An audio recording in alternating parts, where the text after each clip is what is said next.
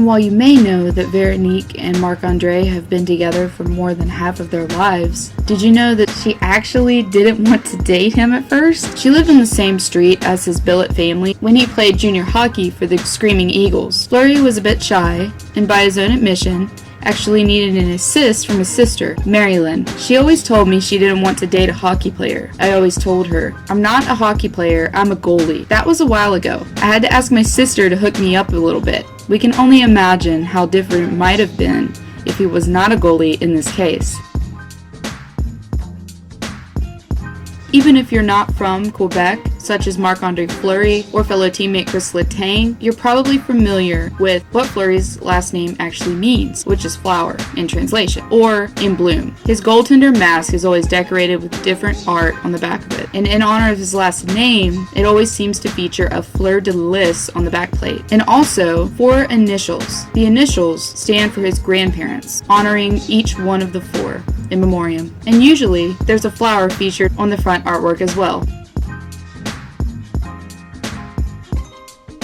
Marc-Andre Fleury has been pranking ever since he came to the Penguins. Here's a clip of him actually taping Dan Potash and another reporter's legs together while they were interviewing Jeff Zakoff. You may be familiar with these pranks. Him unscrewing the Penguins' water bottles while they're in practice, and also rearranging a rookie's furniture on the 24/7 HBO feature for the Winter Classic. But did you know about one of his most signature pranks that took place during the 2005 and 2006 season? Marc-Andre Fleury had the inclination to get inside a duffel bag. Since he doesn't seem to even weigh 200 pounds, there's no doubt that he could fit in there with a few tries. So, he sat in the bag and waited until fellow teammate Colby Armstrong came up to the bag, which I'm assuming it was his, and started to move a little bit. Armstrong jumps back in surprise, and Fleury pops out of the bag. That is one of the very first pranks that we know that he has played while being on the Pittsburgh Penguins team. Good one, Fleury.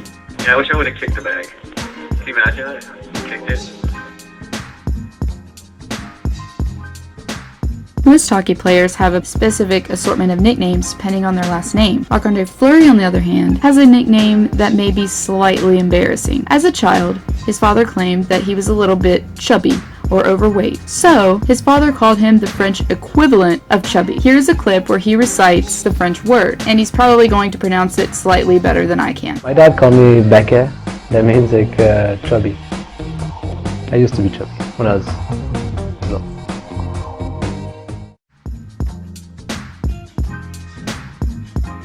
Most teenagers have a typical first job, which may include working in the fast food industry, maybe working in retail at a clothing store, but Marc-Andre Fleury's first job wasn't a typical one. He was a strawberry picker. Yeah. Strawberry picker? Can you say that? Yeah.